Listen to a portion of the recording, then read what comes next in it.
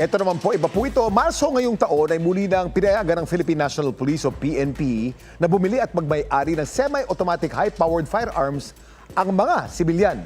Ipinagbawal noong 2018 ang pagkakaroon ng mga baril na may matataas na kalibre sa pangambang magamit ito sa terorismo. Pabor naman ang mga nagbebenta ng baril at gun owners para ma-regulate ang mga lehitimong nagmamay-ari ng baril. Pero kahit paigpit ang proseso ng pagkakaroon ng baril, tila may ilan pa rin na hindi sumusunod sa mga patakaran ng responsabling gun ownership at nagagamit sa maling paraan ang baril. Kaya dapat alam mo ang ilang safety tips kung nagmamay-ari ka nito o malagay sa sitwasyong nanganganib ang buhay. Makakasama natin ang self-defense expert na si Dindo De Jesus. Dindo, magandang gabi sa iyo. Nice to see you again. See you again. 2019 yata, nung tayo nag-usap, ano? Yes. Bagong lahat, kailan na ba dapat gumamit ng baril? Ang baril kasi ginawa yan for self-defense eh. So let's say lahat ng license nasa iyo na. So yung maganda siya sa bahay. Protection sa bahay. Sa bahay. Let's say may papasok sa loob ng bahay, home invasion. So kailangan protektahan yung bahay mo tsaka yung mga kasama mo sa bahay, kamag-anak mo. So maganda siyang At dapat alam mong gamitin. Of course. Hindi pwede magkaroon ng baril. Hindi basta babaril ka. Sabihin na natin kailangan mo talagang ilabas at ihanda ang iyong baril. Paano bang ligtas na paghahanda dito, lalo na yung mga baguhan? Na ito, may baril tayo dito, training gun lang to. So una, hawakan mo siya dito. Ito yung tinatawag na trigger finger out. So, Trigger, finger out. Hindi dapat sa loob ng gatilyo. Oo, hindi pwedeng nandito. Kasi pag nagulat ka, na-nervous ka, Baka ma-squeeze maputok mo. puputok siya.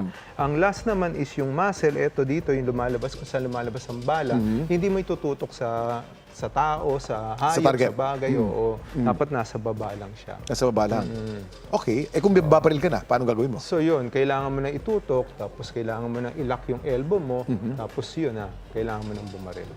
Dahil may insidente ng road rage at may nangyaring barilan, yung insidenteng point blank o kaharap mo mismo ang armadong tao, paano ang tamang pag-handle ng sitwasyon? Tinutok sa mukha mo, ganyan.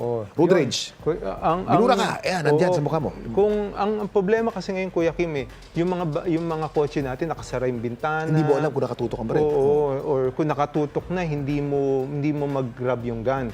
So kung papunta na sa inyo, papunta na sa iyo yung salarin, Yung babaril. babaril sa iyo, tapos hindi mo mapatakbo yung sasakyan mo, traffic, hindi ka makatras, hindi ka makabante, kailangan ibaba mo na yung bintana. Ngayon, kung pinapalabas ka naman, mas maganda, lumabas ka na. Para sa time na itutok sa iyo, may magagawa ka. Let's say, natutok sa iyo yung baril, nakalabas ka na. Hop!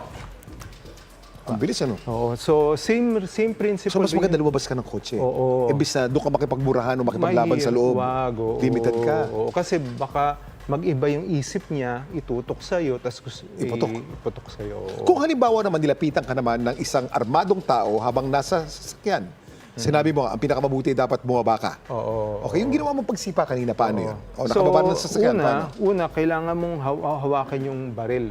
So, i-grab mo yung gun, tapos i-redirect mo. Redirect. Oo. So, dapat yung muzzle kung saan lumalabas yung bala sa taas. Kasi pag nasa baba siya, pwedeng may tamaan na iba. Baka yung mahal mo sa buhay, ang tamaan. Oo. Okay. So, pagka-grab mo, double hand control kagad. Double hand control. Oo, Okay. dito sa may hammer. So, sa'yo na yung baril na double hand. Pag hinatak niya, sasabay ka na.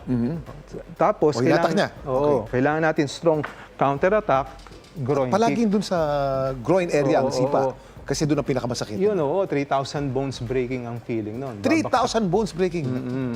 Masakit pa sa panganganak yun.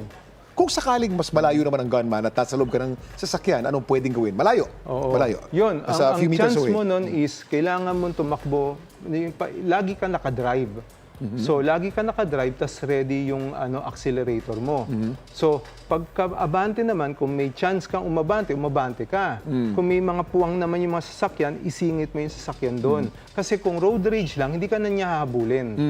Kung assassin din, ibang Habulin ka. usapan yun. Oo. Kung road rage, ipuputok lang yung baril sa galit. Oo, sa Baka galit. hindi na itutok Oo, sa'yo. pagka tumakbo kang ganyan, makabangga ka na sa sasakyan, which mas okay kaysa mamatay ka. So, hindi na siya hahabol, magugulat na siya. Tama. Kung hindi ka naman makaabante, magre-reverse ka. Paatras naman.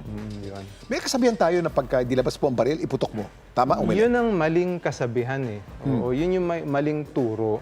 So, hindi dapat sinasabi yun, tsaka hindi dapat tinuturo yan. Situational. Situational Iba't iba. lagi lahat. Dindo, maraming salamat and nice to see you again. At sana huwag ka magsawa sa iyong pagbisita rito. Mga kapuso, tandaan ang pagkakaroon ng isang armas ay hindi karapatan kundi isang privilege sa may kaakibat na mabigat at malaking responsibilidad. Salamat po. Thank you.